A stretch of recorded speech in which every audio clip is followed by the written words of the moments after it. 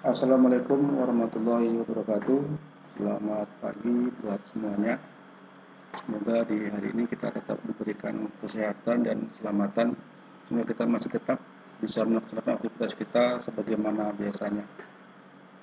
Selamat bertemu kembali dalam mata kuliah UI UX untuk kita minggu yang ketiga ini. Semoga semuanya bisa mengikuti proses perkuliahan ini dengan baik. Untuk minggu ini, kita akan membahas mengenai topik UX Design, dan topik ini materinya sudah saya postingkan di Google Classroom. Silakan nanti dipelajari lebih lanjut untuk lebih pemahaman materi ini. Untuk topik di pertemuan ini adalah mengenai UX Design, dan saya yakin Anda sudah familiar dengan sebuah kata yang berkaitan dengan sebuah desain. Yang jelas dia memiliki keterhubungan dengan suatu bentuk atau suatu bentuk gambaran atau lukisan, di mana tentu gambar atau lukisan ini diusahakan semenarik mungkin sehingga bisa lebih nyaman untuk dilihat oleh orang lain. Sebenarnya UX design bukan istilah yang baru. Kalau dulu mungkin kita pernah mendengar istilah desain grafis, di mana kita bisa menggunakan beberapa aplikasi untuk membuat desain tersebut, misalnya menggunakan Photoshop, menggunakan CorelDRAW, Adobe PageMaker, dan yang lainnya. Maka dalam UX design yang tentu punya keterkaitan dengan UI design, sama-sama suatu bentuk gambaran, suatu bentuk desain, bagaimana nanti sebuah tampilan dan pengembangan dari tampilan tersebut yang terdapat dalam sebuah produk atau sebuah kemasan tertentu yang tentu tujuannya adalah untuk dipasarkan atau dipergunakan oleh para konsumen atau oleh para customer. Dan untuk itu di dalam materi pertemuan ini nantinya masing-masing Anda diharapkan bisa memberikan penjelasan tentang UX design atau desain UX, dan bisa juga memberikan beberapa contoh serta implementasi di dalam kehidupan kita sehari-harinya. Kemudian kalau kita lihat lebih jauh bahwasannya sebuah UX design atau juga desain UX ini adalah merupakan jalur sebuah karir yang sangat menarik, karena dengan kita bisa memahami sebuah desain atau suatu bentuk gambaran tertentu atau prototipe tertentu, maka dengan banyaknya peluang yang bisa kita dapatkan dengan UX desain ini, seperti kita sampaikan di minggu yang lalu, memang inilah sesuatu karir yang nantinya tidak akan terputus, yang akan tetap selalu ada. Karena biasanya untuk kita bisa membuat sebuah bangunan, apakah rumah, apakah gedung atau jembatan, itu juga sebuah desain-desain tertentu. Apalagi yang nanti akan kita pasarkan dalam bentuk sebuah produk, apakah produk makanan, minuman, dan yang lainnya. Dan semua itu tentu merupakan sebuah kesempatan bagi kita semua jika kita nanti memang betul-betul menguasai tentang UX design ini. Sehingga dengan demikian dikatakan bahwasanya selain juga merupakan jalur dari karir yang memang masih terbuka luas, juga sesuatu yang sangat menarik. Karena kalau kita berbicara masalah sebuah desain, tentu ada beberapa hal yang nanti terlibat di dalamnya, seperti penggunaan warna, penggunaan teks, penggunaan background dan foreground, sehingga dengan demikian akan membuat kita semakin tertarik untuk bisa membuat suatu tampilan yang sebaik mungkin, semaksimal mungkin. Sehingga dari apa yang kita buat, kalau dia merupakan sebuah produk, tentu tujuan akhirnya adalah produk tersebut dapat memuaskan si pengguna atau para konsumen, atau kita sendiri sebagai si pembuat desain tersebut. Nah, dengan demikian tentu nanti kita akan bisa pergi ke mana-mana, ke berbagai arah yang kita inginkan, karena memang kita memiliki suatu bentuk skill atau keahlian di dalam membuat suatu bentuk desain yang berkaitan dengan beberapa produk-produk tertentu yang bisa kita buat semaksimal mungkin. Maka dengan demikian juga dikatakan bahwasanya banyak sekali kesempatan yang bisa kita ambil atau peluang-peluang yang sangat menarik berkaitan dengan fungsi dari kegiatan dalam UX design ini. Sehingga kalau kita memang ahli di bidang ini, maka akan sangat banyak sekali bidang-bidang pekerjaan yang nanti bisa kita masuki. Selanjutnya kita masuk ke slide yang berikutnya, bahwasanya untuk sebuah UX design ini tidak akan terlepas dari tiga bidang kegiatan yang dilakukan. Pertama adalah kegiatan yang berhubungan dengan bisnis, kemudian juga sebuah kegiatan yang berhubungan dengan teknologi, dan juga kegiatan yang berhubungan dengan kebutuhan oleh si user. Sehingga dengan adanya tiga bidang kegiatan ini, bisnis, teknologi, dan kebutuhan user, maka UX adalah menempati masing-masing irisan dari ketiga bidang tersebut. Sehingga UX design menjadi posisi center, menjadi pusat dari kegiatan tersebut. Nah, sekarang coba kita lihat satu per satu. Kita lihat pertama dari sisi untuk bisnis. Mungkin kita sudah sama-sama memahami bahwasanya di dalam bisnis itu ada istilah B2B dan B2C. Business to business dan business to customer atau business to konsumen. Nah, tentunya kalau kita membuat sebuah produk untuk bisnis kita, tentu kita menginginkan akan membawa dampak yang bagus di bisnis tersebut. Nah, untuk kita bisa memberikan sebuah dampak yang bagus, apa yang harus kita lakukan? Tentu pertama kali berkaitan dengan kemasan, berkaitan dengan sebuah tampilan kemasan dari produk yang kita buat. Apakah dari segi susunannya, apakah dari segi warnanya, apakah dari segi rasa dan segala macamnya. Tapi minimal adalah apa yang kita tampilkan di produk kita tersebut nantinya itu adalah sesuatu yang akan membuat si konsumen, si customer merasa tertarik, atau sesama rekan bisnis juga akan merasa tertarik. Sehingga dengan demikian, untuk membuat sebuah tampilan yang bagus butuh pengembangan. Nah, pengembangan ini nantilah yang akan ditangani oleh UX design. Sehingga dengan UX design kita bisa menutupi kekurangan-kekurangan tampilan yang sudah ada di dalam UI design atau user interface desainnya, sehingga lebih memaksimalkan tampilan dari sebuah produk yang memang bergerak dalam bidang bisnis, sehingga dengan tampilan yang maksimal yang dilakukan dengan menggunakan UX design ini sebagai sebuah irisan dari bisnis yang kita lakukan, sehingga diharapkan bisa memberikan dampak yang positif terhadap bisnis kita, dan misalnya adanya pemasaran yang lebih luas lagi untuk bisa disampaikan kepada para pelanggan atau kepada para customer-nya. Kemudian yang kedua, kita lihat dari sisi teknologi. Sebuah bisnis yang kita lakukan untuk mencapai wilayah atau pasar yang lebih luas, tentu kita harus menggunakan teknologi. Dan ini jelas suatu keterkaitan yang tidak bisa dipisahkan antara bisnis dengan teknologi. Dan kita bisa lihat contohnya sekarang dengan teknologi adalah merupakan suatu bentuk solusi yang bisa digunakan untuk pengembangan dari bisnis yang kita lakukan. Jadi kita bisa melihat sekarang bahwa banyak beberapa kegiatan bisnis yang dulunya dilakukan secara offline, sekarang sudah beralih menjadi secara online. Offline kemudian beralih ke secara online. Nah, ini kenapa bisa berubah? Karena adanya teknologi yang digunakan untuk membantu pengembangan dari sebuah produk yang ada dalam bisnis tersebut. Nah, dengan teknologi yang ada, maka merupakan suatu bentuk pemecahan masalah untuk lebih menyebarluaskan cakupan atau wilayah dari pemasaran di bidang bisnis yang kita lakukan.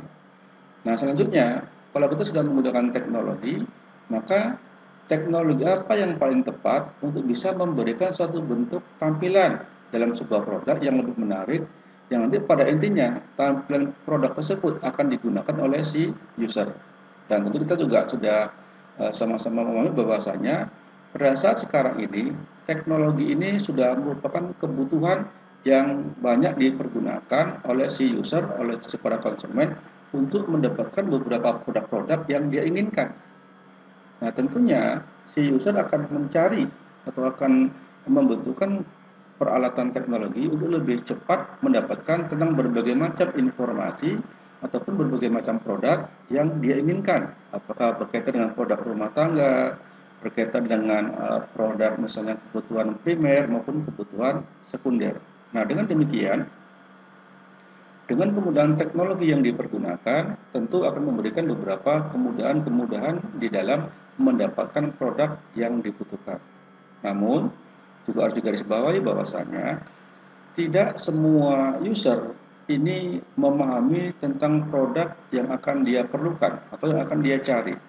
Nah, maka disinilah peranan UX design memberikan suatu bentuk tampilan, memberikan suatu bentuk gambaran, bagaimana di dalam teknologi tersebut tujuannya adalah untuk memudahkan para si user untuk bisa mendapatkan produk seperti yang diinginkan. Saat itu maka di dalam penggunaan teknologi tersebut memang perlu dibuat suatu bentuk desain, suatu bentuk tampilan, sehingga dengan tampilan yang dipadukan dengan penggunaan teknologi yang tepat, maka ini menjadi satu bentuk kebutuhan bagi si user untuk mendapatkan produk atau keinginan yang ingin dia cari sesuai dengan kebutuhan yang dia perlukan pada saat itu. Karena kita juga melihat beberapa produk yang sudah menggunakan teknologi, namun karena tampilan di dalam teknologi tersebut yang mungkin dirasa kurang bagus ataukah juga malah menyulitkan si pengguna sehingga tidak memberikan kemudahan. Nah, tujuan dari UX design adalah bagaimana tampilan nanti yang dihasilkan yang dibuat dengan teknologi yang ada ini akan memberikan kemudahan bagi si user atau bagi si pengguna. Sehingga dengan demikian akan lebih memudahkan untuk bisa mendapatkan informasi maupun produk-produk yang dia inginkan. Nah, dari gabungan ketiga bidang ini ada tadi bisnis, kemudian teknologi, dan yang ketiga adalah berkaitan dengan kebutuhan user itu sendiri. Maka ini merupakan satu bentuk siklus yang tidak terputus-putus.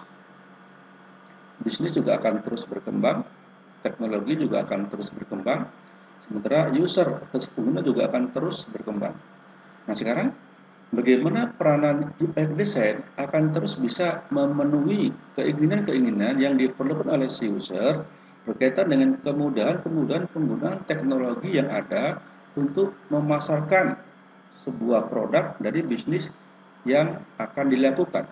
Dan tentu ini butuh suatu bentuk desain, butuh suatu bentuk gambar yang lebih lengkap lagi, sehingga pada saat si user, si pengguna atau si konsumen akan mencari sebuah produk tertentu, cukup dia menggunakan suatu bentuk aplikasi yang ada, maka dengan aplikasi ini bisa memberikan satu bentuk informasi tentang sebuah produk yang dia butuhkan berkaitan dengan bisnis apapun itu, mau berkaitan dengan makanan, dengan pakaian, dengan perumahan, penerbangan, dan yang lain-lainnya. Maka dengan demikian sangat banyak sekali kesempatan yang bisa dilakukan berkaitan dengan UX design ini. Maka tadi di awal disampaikan bahwasanya terbuka kesempatan yang sangat luas untuk di bidang UX design berkaitan dengan tampilan-tampilan, berkaitan dengan sebuah produk-produk yang memang bertujuan untuk memudahkan pengguna di dalam menggunakan teknologi yang bertujuan untuk memperluas cakupan dari bisnis yang dilakukan.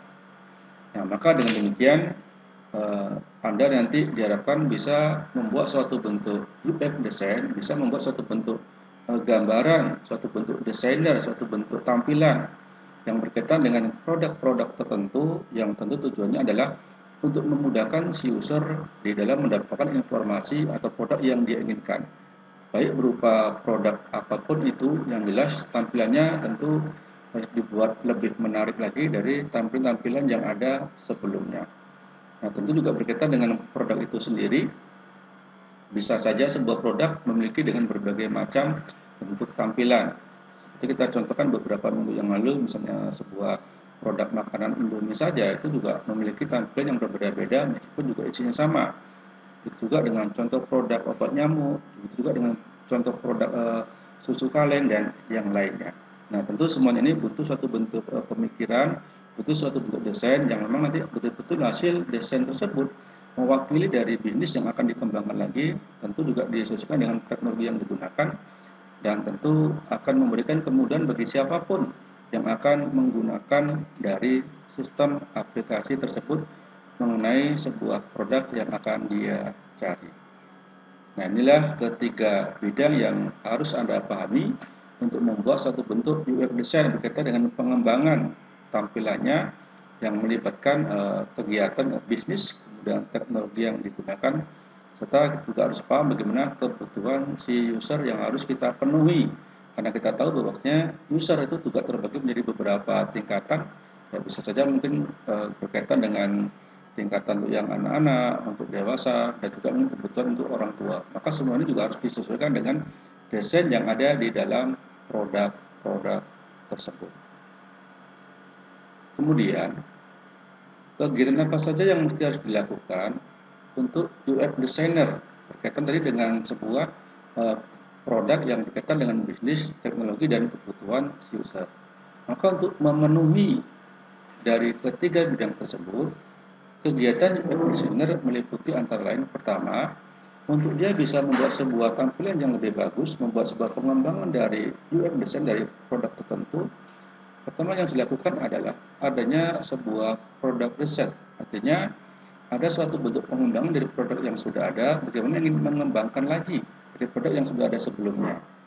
Ya mungkin saja bisa pengembangan dalam bentuk tampilan yang berbeda, penggunaan kalimat yang berbeda, tapi intinya adalah sama. Dan cara ini bisa dilakukan ya bisa dengan menggunakan nanti wawancara, bisa menggunakan kuesioner tentang beberapa produk yang memang nanti akan dibuat atau diproduksi atau juga mungkin dikembangkan dari produk yang sudah ada. Nah, ini kita sering contohkan kemarin bahwasanya kalau misalnya kita sebuah produk susu kaleng saja juga bisa untuk anak-anak, bisa untuk orang tua, bisa untuk ibu hamil dan segala macamnya. Maka sebagai contoh, kalau memang produk itu dipergunakan khusus untuk anak-anak, ya kita buatkan gambarnya dengan gambar anak-anak. Kalau untuk orang tua juga gambarnya untuk orang tua dan untuk ibu hamil juga gambarnya ada ibu hamil. Nah, ini gambar-gambar seperti ini juga merupakan satu bentuk pengembangan dari riset, sehingga kita akan lebih cocok, lebih sesuai di saat si pengguna atau si user atau konsumen mencari sebuah produk yang sesuai dengan apa yang akan dia perlukan. Jadi perlu sebuah riset, perlu sebuah penelitian, perlu sebuah kajian lebih jauh tentang produk yang nanti akan dibuat. Ini untuk yang pertama. Yang kedua, yang harus dilakukan adalah menentukan siapa-siapa saja yang membutuhkan dari produk tersebut dan memberikan aturan atau tata cara bagaimana pemakaiannya. Kalau tadi kita tentukan sebuah susu saja misalnya, tentu kita harus juga tentukan uh, umur berapa sebaiknya ini dipergunakan dan bagaimana cara pengaturan penggunaan dari produk tersebut. Nah, ini yang kedua. Jadi ini juga hal yang penting bahwasanya tidak saja kita butuh suatu bentuk pemahaman atau penelitian lebih jauh, juga butuh siapa penggunanya atau trade personnya siapa, yang akan nanti memakai siapa. Maka ini nanti bisa diperjelas dengan menggunakan satu bentuk gambar atau ikon yang dicantumkan dalam produk tersebut. Contoh misalnya, kalau kita membuat sebuah desain berkaitan dengan obat nyamuk atau obat pembunuh nyamuk, maka juga gambar yang tertera dalam produk tersebut adalah gambar nyamuk, tak mungkin gambar yang lain. Ya, ini contoh saja bagaimana sebuah tampil akan lebih disesuaikan dengan kebutuhan dari isi produk tersebut. Dan juga ada aturan bagaimana skenario, bagaimana aturan cara pemakaiannya. Dan ini juga perlu dicantumkan dalam sebuah produk tersebut. Dan ini kita bisa melihat bahwasanya setiap produk yang kita beli pasti ada aturan siapa penggunanya dan bagaimana cara dari penggunaan produk tersebut. Ini langkah kedua, tentukan pengguna dan bagaimana aturan dari penggunaannya. Kemudian yang ketiga, yang juga sangat penting sekali adalah tentang informasi yang terdapat di dalam produk tersebut yang berkaitan dengan susunan arsitekturnya. Ya, misalnya informasi yang berkaitan dengan aturan pemakaian, misalnya poin 1 isinya apa, poin 2 apa, sampai ke poin 3 dan berikutnya. Nah, ini juga perlu diberikan informasi di dalam produk tersebut, sehingga diharapkan dengan informasi arsitektur ini, si pengguna tidak salah menggunakan pemakaian produknya, dan si pengguna merasa terbantu, karena ada aturan yang menjelaskan bagaimana pemakaian, bagaimana penggunaan, bagaimana cara menggunakan dari produk tersebut. Dan biasanya ini juga akan dicantumkan di dalam sebuah bentuk produk baik dalam kemasan kaleng, kemasan kotak maupun beberapa kemasan-kemasan yang lainnya.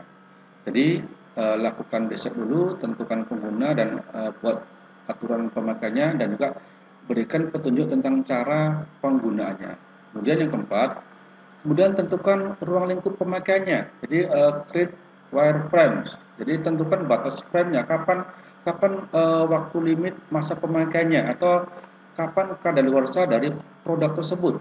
Maka juga harus dicantumkan. Ya. Sehingga kita bisa melihat di beberapa produk-produk makanan itu ada kode-kode tertentu yang memang kalau kita scan kode tersebut ini adalah menjelaskan tentang batas pemakaiannya atau ini sebaiknya digunakan sampai tahun berapa atau tanggal berapa begitu ya. Jadi ada limitnya, ada batas expirednya, ada batas pemakaian dari produk tersebut. Nah, tentunya ini bertujuan agar nanti begitu produk ini dipergunakan oleh para customer atau oleh para pelanggan, ini tidak menimbulkan berbagai hal-hal yang tidak diinginkan seperti apakah nanti keracunan, apakah nanti ada wabah virus dan yang lainnya. Maka juga perlu menuliskan batasan atau cakupan dari penggunaan produk tersebut.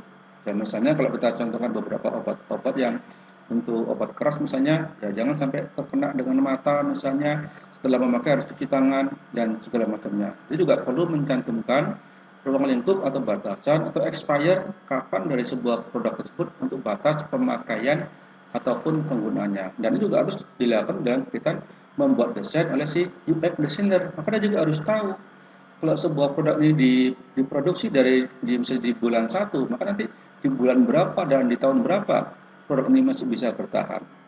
Nah, tentu harus dicantumkan. Tentu tujuannya adalah sebagai satu bentuk warning, sehingga kalau memang produk ini sudah mendekati masa limit dan kadaluarsa tentu tidak akan dipergunakan lagi. Nah, setelah poin 1, 2, 3, dan 4 selesai dilakukan, maka langkah kelima adalah buat prototipe. Buat suatu bentuk gambaran seolah-olah memang sebuah desain ini itu nanti akan diimplementasikan. Jadi buat prototipenya terlebih dahulu. Nah, ini kalau sama dengan sebuah kita, ya ini sama dengan sebuah namanya ada menu makanan. Yang namanya menu tentu belum bisa dirasakan dan juga belum tentu akan dicoba, tapi minimal menggambarkan bahwasanya untuk membuat sebuah masakan A, inilah menunya, inilah bahan-bahannya, inilah cara pembuatannya. Dan jika menu ini sudah disetujui atau di prototipenya sudah lengkap, maka masuk langkah yang keenam. Apa itu? Produksi dan testing. Nah, jadi sebuah desain yang sudah selesai, ini juga harus dilaksanakan suatu bentuk product testing. Artinya diuji coba terlebih dahulu. Kalau dalam makanan namanya ini ada testernya lah begitu. Apakah betul makanan itu sudah sesuai dengan menu yang kita buat tadi? Apakah sudah sesuai dengan prototipenya? Kalau ada satu bentuk desain, apakah desainnya sudah sesuai dengan gambaran yang sebenarnya, yang cara-cara sedetail mungkin? Nggak perlu di testing, perlu diuji coba. Nah, karena uji coba ini adalah sangat penting sekali untuk kita bisa melihat apakah yang sudah kita lakukan tadi di poin 1 riset, di poin 2 kita tentukan penggunaannya, di poin 3 informasi yang kita penggunaannya, poin keempat batasan cakupan untuk penggunaannya dan prototipenya, apakah sudah benar? Kalau memang sudah benar kita testing dan kita uji coba. Kalau dari uji coba ini ternyata banyak yang menggunakan, ya mungkin nanti kita bisa produksi lagi. Tapi kalau ternyata dari hasil produk testing ternyata tidak banyak penggunanya, tentu menjadi pemikiran tersendiri apakah produk yang dari poin 1, 2, 3, 4, 5 tadi kita sebutkan akan dilanjutkan atau perlu ditinjau ulang.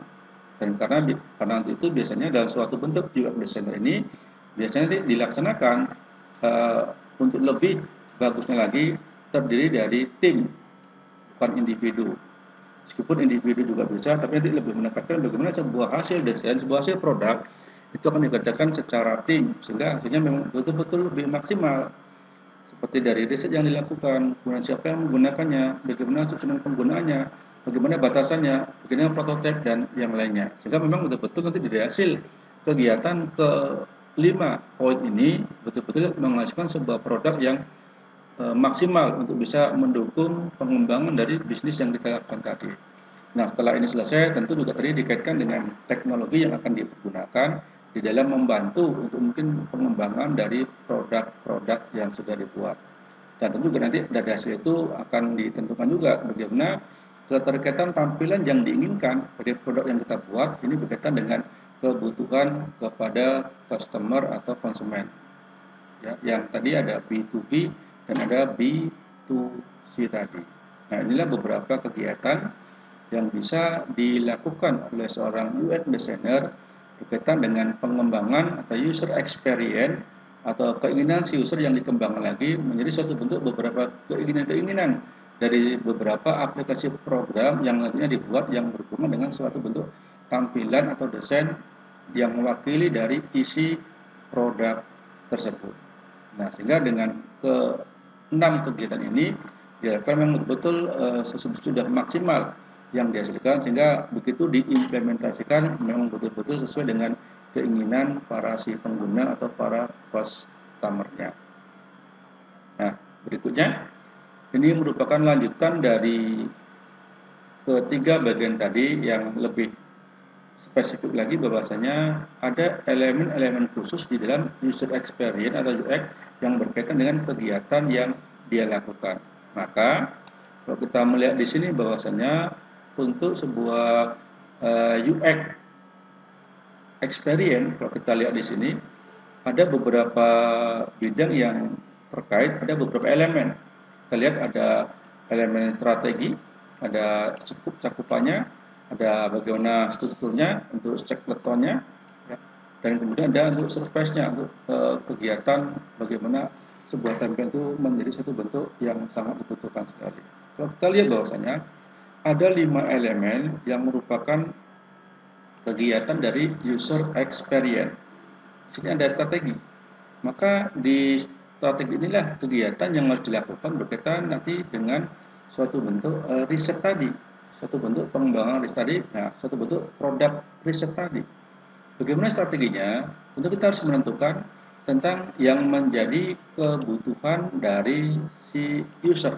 Ini user need, apa yang diminta oleh si user, itu yang harus kita lakukan.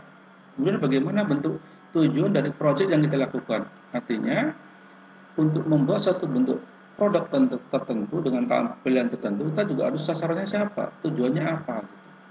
Kemudian skopnya juga apa fungsinya, dan bagaimana bentuk kontennya, dan juga perlu satu bentuk research analisis. Nah, ini tadi yang kita tentukan produk yang nanti akan kita buat, yang tadi sudah dilihat dari kebutuhan si penggunanya. Lebih spesifik lagi, skopnya adalah yang membutuhkan itu siapa, kemudian usianya berapa, ya, kelompok laki-laki atau kelompok wanita, begitu juga kontennya, request-nya atau requirement-nya harus lebih spesifik lagi, ya. Karena beberapa produk kita lihat hanya khusus untuk wanita dan juga hanya khusus untuk pria, begitu. Jadi skopnya juga harus kita perhatikan untuk pengembangan dari sebuah produk. Karena juga sebuah produk itu bisa berguna untuk pria dan wanita, tapi juga ada beberapa produk yang memang berguna hanya untuk pria dan hanya untuk wanita saja. Maka di dalam skopnya nanti ditentukan kontennya, dan itu juga perlu sebuah riset analisis, ya. Nanti apa contoh produknya, ini banyak sekali, nanti bisa Anda cari sendiri. Nah, selanjutnya ada tentang elemen struktur yang berisi tentang informasi arsitekturnya, dan jangan lupa bahwasanya ada user flow-nya. Artinya informasi penggunaannya tadi harus secara berurutan. Ya, kalau dimulai pertama misalnya buka bungkusnya, kedua keluarkan isinya, ketiga dimasukkan air, begitu dan seterusnya. Jadi instruksi yang diberikan harus berdasarkan alurnya. Jadi nggak boleh langsung jadi satu langsung ke empat. Jadi harus berurutan satu, dua, tiga dan seterusnya. Sehingga dengan demikian inilah petunjuk nantinya yang diinginkan oleh si pengguna sistem, sehingga pada saat dia menggunakan produk tersebut ini mudah di dalam menggunakannya. Contoh paling simpel saja adalah kalau Anda misalnya melihat sebuah produk yang menggunakan sebuah tutup, misalnya produk kaleng. Kalau sebuah produk pakai tutup, tentu kita bertanya, bukanya bagaimana? Cara bukanya bagaimana? Searah jarum jam atau melawan searah jarum jam? Dan biasanya beberapa produk yang menggunakan suatu bentuk tutup berbentuk kaleng misalnya, maka dia secara nggak langsung ada sebuah tanda, apakah merupakan suatu bentuk tanda panah yang mengarah ke arah searah jarum jam, atau juga mungkin tanda panah yang melawan dari arah jarum jam. Dan ini biasanya ada tercantum di kemasan produk tersebut. Dan tentu dengan kode-kode seperti ini akan lebih memudahkan kita sebagai pengguna untuk bisa menggunakan dari produk tersebut. Dan tentu ini juga adalah informasi yang sangat penting sekali bagi si pengguna, sehingga pada saat dia menggunakan produk tersebut tidak merasa kesulitan dan lebih mudah karena ada beberapa petunjuk. Dan inilah yang memang harus diperhatikan dengan secara mendetail untuk kita bisa membuat sebuah desain berkaitan dengan user experience. Selanjutnya ada wireframe dan interaction design. Batasan tadi ya, bagaimana interaksi dari desainnya, bagaimana cakupan ruang lingkupnya, begitu. Dan biasanya ini juga perlu sebuah petunjuk, perlu sebuah kata-kata, sehingga juga atau perlu sebuah batasan tertentu, kapan limitnya, kemudian kapan expire-nya, juga ini disebutkan, ya. Kemudian ini produk untuk usia berapa begitu. Ini juga penting sekali tentang elemen wireframe di sini. Dan terakhir ada surface, bagaimana satu bentuk antar muka atau tampilannya berkaitan dengan visual design dan juga animasi. Artinya, sebuah produk akan lebih menarik lagi apabila desainnya tidak hanya berbentuk gambar dan tulisan, tapi ada kombinasi antara gambar dan tulisan, sehingga dia berbentuk namanya animasi. Dan ini kita lihat sekarang beberapa produk juga sudah mengkombinasikan dengan penggunaan animasi tertentu. Ya, kita lihat sekarang di beberapa produk-produk yang menggunakan kemasan-kemasan kaleng misalnya, ada animasinya menggunakan binatang seperti tawon misalnya, kemudian animasi juga animasi seperti ikan misalnya. Ya, itu tujuannya adalah bagaimana lebih memperjelas kegunaan dari produk tersebut juga berkaitan dengan manfaat-manfaat dan tampilan yang menarik sehingga tentunya konsumen lebih paham, lebih mudah sehingga adanya ketertarikan untuk menggunakan produk-produk tersebut. Nah, inilah kalau kita lihat, sehingga kalau dari gambar elemen ini kita tarik garis lurus ke bawah seperti ini, kita tarik garis lurus, maka ada bagian-bagian yang memang harus dilaksanakan oleh UX design dan juga harus ada yang dilaksanakan oleh UI design. Nah, khusus di surface di sini tampilan antar mukanya ini memang ada UI design, tapi yang lain di sini ini sudah semuanya UX, ini juga UX, ini juga menggunakan UX dan yang lainnya. Nah, artinya apa? Bahwasanya memang UX design adalah pengembangan dari beberapa tampilan yang sudah ada yang dibuat oleh UI sebelumnya, namun pengembangan ini berdasarkan kepada kebutuhan atau keinginan dari si user atau si pengguna produk tersebut atau oleh para customer. Ya. Jadi sekali lagi, kalau dalam bisnis itu ada B2B, ada B2B dan B2C, maka UX itu lebih mengarah kepada B2C, bagaimana keinginan si customer untuk lebih jelas lagi, lebih mudah lagi di dalam menggunakan sebuah produk yang berkaitan dengan bentuk tampilannya, apakah tampilannya menggunakan kaleng, menggunakan kotak dan yang lainnya. Nah, ini kelima elemen dari user experience, di mana masing-masing elemen ini punya kegiatan yang berbeda-beda. Maka kalau kita sampaikan di dalam penjelasan awal tadi bahwasanya UX experience itu lebih menekankan ke kerjasama dalam bentuk tim, maka nanti masing-masing tim bisa menempati elemen bagian yang berbeda-beda, tapi hasilnya adalah sama. Nah, jika masing-masing elemen punya kegiatan sesuai dengan lingkup yang harus dilakukan, nanti pada akhirnya memberikan satu bentuk tujuan yang sama. Tentu tujuannya adalah kenapa dibagi menjadi beberapa elemen, untuk memberikan nanti hasil yang terbaik dari satu bentuk desain, dari satu bentuk tampilan yang sesuai dengan sebuah produk tertentu yang akan dihasilkan, dan tujuannya adalah untuk bisa lebih menarik kepada si pengguna atau pelanggan untuk bisa menggunakan dari produk-produk tersebut. Kemudian untuk kita bisa membuat UX design tadi, maka salah satu aplikasi yang bisa kita pergunakan adalah dengan menggunakan aplikasi Figma. Ya. Nanti Anda bisa mencoba, silakan masuk ke browser tertentu, apakah Mozilla, apakah Google Chrome, silakan buka aplikasi Figma. Anda bisa nanti mengetikkan di dalam addressnya yaitu www.figma.com. Jadi ini nanti bisa Anda coba sendirikan. Karena Anda ketik saja www.figma.com. Jadi begitu Anda masuk ke Figma di sini, ini adalah bentuk tampilan awalnya. Dan biasanya kalau kita baru masuk ke dengan aplikasi ini, Anda disuruh minta untuk register atau sign up. Diminta membuat register, nanti isilah registernya ya misalnya seperti biasa, ya masukkan email Anda, kemudian masukkan password Anda, kemudian create account ya. Jadi ini seperti biasa kalau kita registrasi di situ awal. Nah ini misalnya ini adalah contoh emailnya, kemudian ini contoh passwordnya, kemudian create account, maka akan tampil lagi di sini, akan tampil lagi bagaimana satu bentuk tampilan nantinya yang berkaitan tentu dengan account yang sudah kita dimasukkan. Jadi ini kan dia adalah untuk email kita. Nah, yang perlu diketahui di sini adalah adanya beberapa pilihan. Nanti begitu Anda mengklik simbol panah ke bawah ini, nanti di dalam hal ini kalau kita ingin membuat sebuah desain itu kita nanti pilih desain. Karena nanti di tampilan ini juga ada tentang prototype, juga ada tentang surface dan yang lainnya. Maka pilihlah desain, kemudian baru create account. Selanjutnya akan tampil tampilan selanjutnya, ya, yaitu mengenai ucapan selamat datang atau welcome to Figma.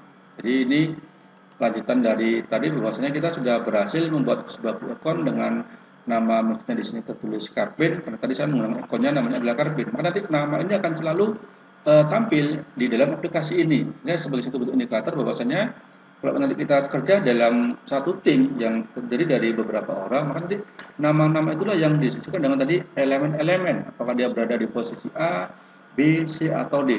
Dan masing-masing tentu punya kegiatan yang berbeda-beda, disesuaikan dengan di elemen keberapa dia ditempatkan. Nanti silakan Anda next saja. Nah, ini yang juga harus jadi perhatian Anda semua, bahwasanya ada memang beberapa aplikasi tentang penggunaan untuk desain ini yang berbayar dan free. Maka nanti jangan lupa, silakan nanti Anda klik yang free, ya, yang free nih. Ya. Karena kalau kita berbayar itu, yang profesional ini itu $12 per layar atau per editor atau per modul. $12 per modul, berarti satu kali kita desain dikenakan $12, ya cukup mahal juga, ada sekitar 130 ribuan gitu. Dan ini memang berbayar. Jadi nanti pilih saja yang free.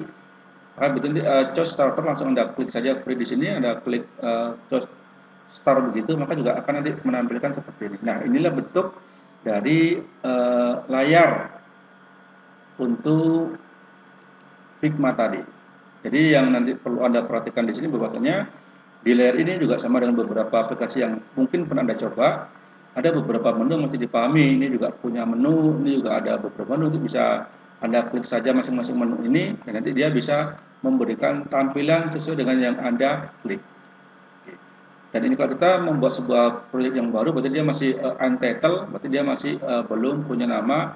Nanti ini bisa Anda berikan sebuah nama. Dan otomatis tadi juga di sini akan mengambil sebentuk desain, ya, mengambil satu bentuk desain. Kan tadi kita memang memilih satu bentuk desain, dan ini ada simbol K. Ini tadi dari email yang kita masukkan, sehingga dia tetap terbaca. K itu tadi yang mewakili inisial dari Carbon.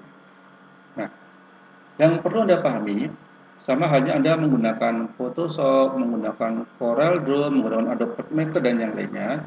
Untuk membuat suatu bentuk desain, kita perlu namanya frame.